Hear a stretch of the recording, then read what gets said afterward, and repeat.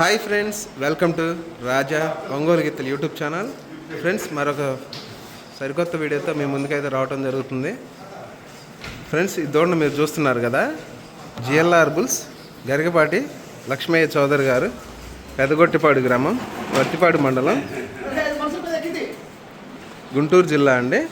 వారి దగ్గర ఉన్నటువంటి దూడను మీకు ఈరోజు పరిచయం చేద్దామని ఈ వీడియో చేస్తున్నానండి.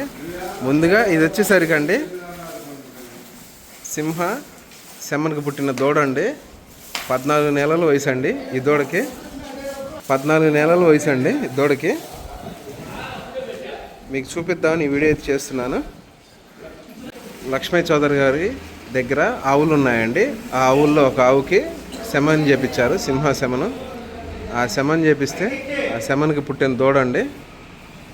ఆ సెమన్కి పుట్టిన దూడ అండి, చూశారు కదా.